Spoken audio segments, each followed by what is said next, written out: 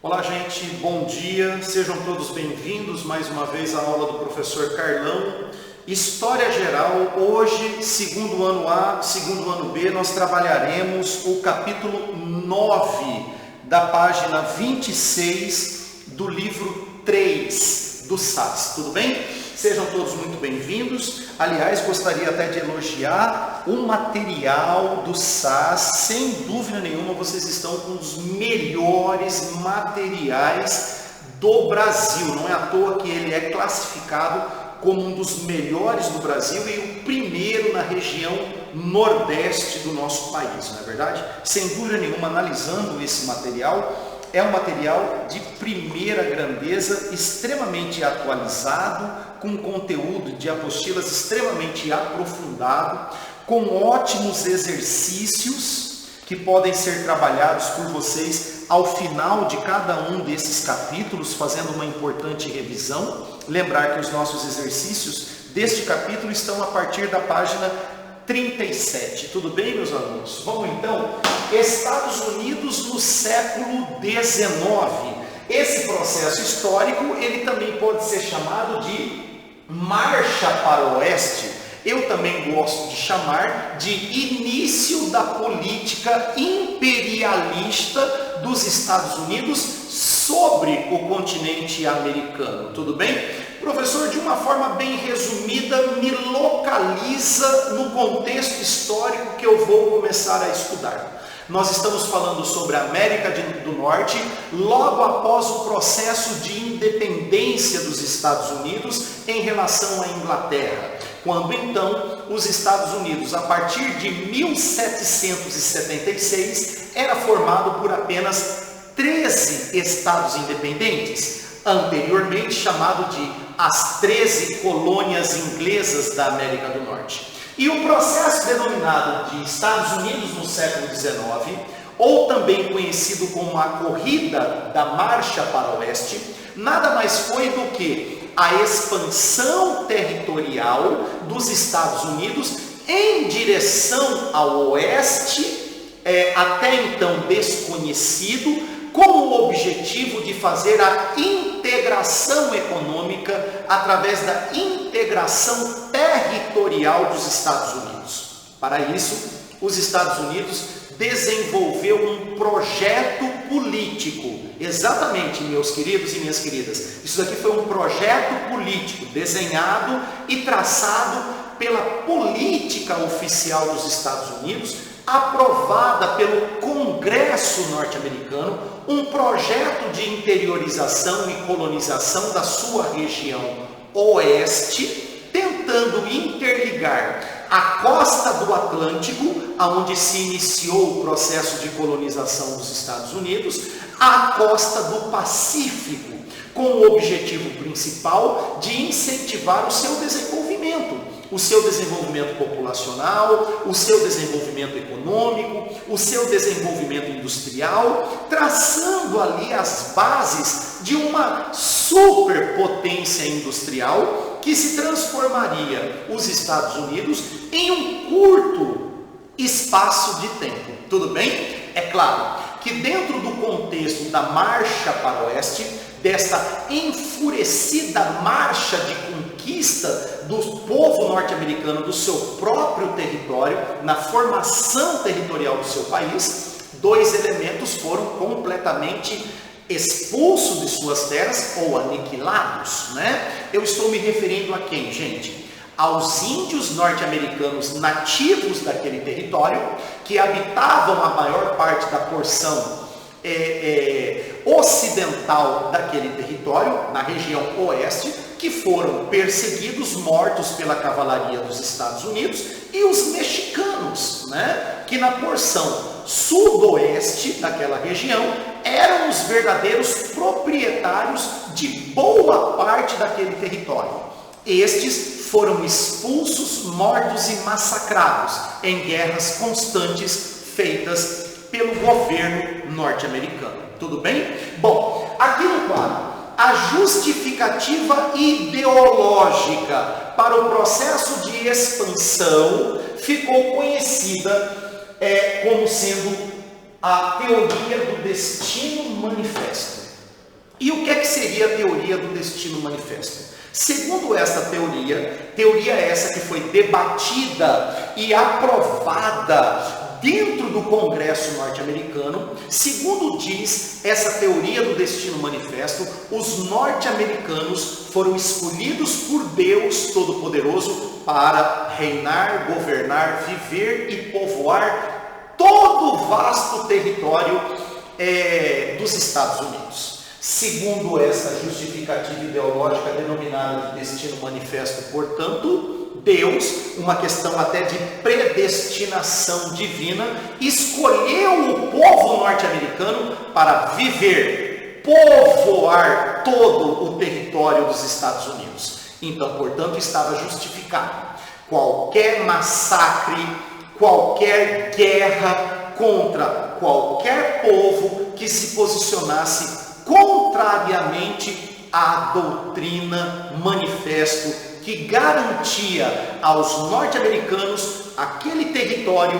como sendo o destinado a eles por Deus. Aí fica fácil, né, gente? Encontrar uma justificativa hipócrita como essa para, na verdade, justificar massacres e guerras que eles fariam para o predomínio do povo norte-americano sobre o território do atual Estados Unidos. Fatores que impulsionaram historicamente a expansão territorial dos Estados Unidos, a chamada Marcha para o Oeste. Eu elenquei para vocês 5 principais fatores. O primeiro deles, a necessidade de povoamento das terras a oeste dos Estados Unidos. Então, galera, territorialmente falando, a porção dos Estados Unidos que havia sido até o início do século XIX povoada pelos norte-americanos, ficava aqui na região litorânea do continente do Oceano Atlântico, tudo bem? Na sua porção oriental. Legalzinho? O objetivo, portanto, era desenvolver um projeto de colonização oficial, ou seja, pelo governo norte-americano, para impulsionar o povoamento dos demais territórios localizados a oeste. Beleza? Segundo fator que impulsionou esse processo da marcha para o oeste: integrar a costa do Atlântico à costa do Pacífico. Na verdade, os Estados Unidos eles foram abençoados por Deus de fato, porque ele possui 2 costas banhadas, uma pelo Oceano Atlântico, outra pelo Oceano Pacífico. Portanto, integrar a costa do Atlântico à costa do Pacífico era extremamente importante para incentivar o processo de desenvolvimento e de crescimento econômico daquele território. Na medida em que os Estados Unidos, banhado pela costa do Atlântico, banhado pela costa do Pacífico, possuiria 2 saídas de escoamento dos produtos industrializados que eles porventura produzissem no decorrer do crescimento de sua industrialização. Terceiro fator, o desenvolvimento do mercado interno. Pois é, os Estados Unidos eles partiram de um processo de dentro para fora desse crescimento e esse desenvolvimento econômico. Para isso, eles objetivavam incentivar o comércio e a indústria dentro do seu país, se aproveitando de um mercado consumidor, de uma concentração populacional que garantisse a eles o desenvolvimento industrial.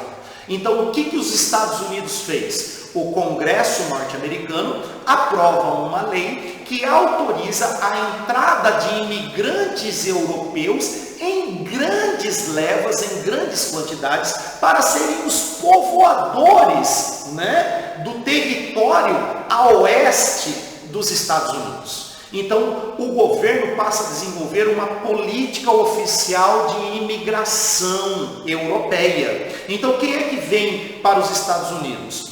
Irlandeses, ingleses, noruegueses, escandinavos, pessoas de origem de países brancos, etnicamente falando, que recebem agora o apoio e o incentivo por parte do governo, com doação de terras, com incentivos financeiros para virem para os Estados Unidos para povoar as terras a oeste, em grande quantidade irlandeses, né? Eles são os peregrinos, os colonizadores desse território após a independência dos Estados Unidos. Veja, a política da imigração europeia, a entrada de levas de imigração europeia nos Estados Unidos, garantiria dois pontos importantes para os Estados Unidos: o povoamento do território propriamente dito, a ocupação territorial, que era uma necessidade, e segundo, traria para os Estados Unidos o desenvolvimento do seu mercado consumidor interno, na medida em que aumentaria a concentração populacional. Então existe um dado estatístico que fala que no final do século XVIII, os Estados Unidos tinham 3 milhões e 100 mil habitantes. No final do século XVIII, logo após a independência, os Estados Unidos tinham 3 milhões e 100 mil habitantes. Com esta política de imigração europeia, em 100 anos, no final do século XIX, os Estados Unidos tinham 33 milhões de habitantes. Então ele vai desenvolver um grande mercado consumidor interno esse que vai ser o principal impulsionador do seu desenvolvimento industrial. Então ele mata 2 coelhos com uma paulada só. Tudo bem?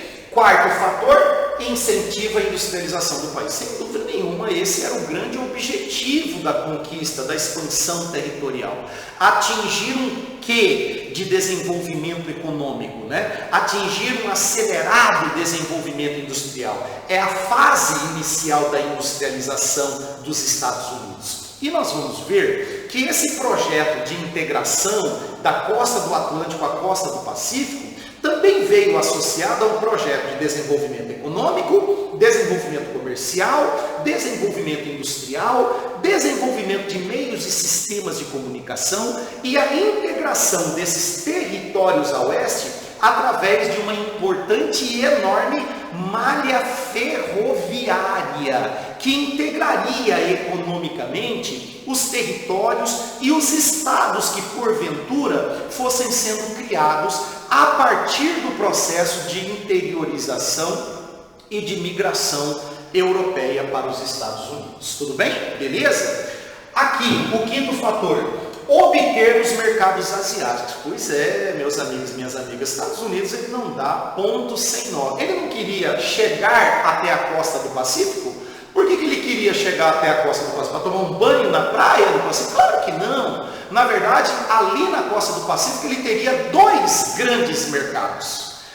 O Japão e a Rússia. 2 importantes países que poderiam ser 2 países fornecedores de matérias-primas e consumidoras dos produtos industrializados agora vendidos pelos Estados Unidos. Então veja que era um projeto de longo alcance, a médio prazo, que os estados, que o governo norte-americano, o Congresso Nacional e a população em geral estava engajada no projeto da formação territorial dos Estados Unidos. Tudo bem? Contudo, gente, nem tudo foram flores, não é verdade?